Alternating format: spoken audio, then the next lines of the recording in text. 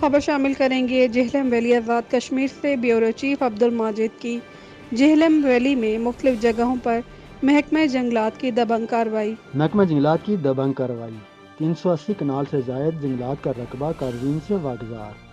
محکمہ جنگلات کے دبنگ اور فرض شناس officer D F O Arshad اور ان کی تمام ٹیم نے دبنگ کارروائی کرتے ہوئے کمپارٹ نمبر 12AB 13 14 15AB 4B 9 23 اور 25 قاضی ناگ کرنا رینج میں 380 کنال سے زائد رقبہ جو کہ جنگلات میں قابض لوگوں سے واگزار کروا لیا گیا۔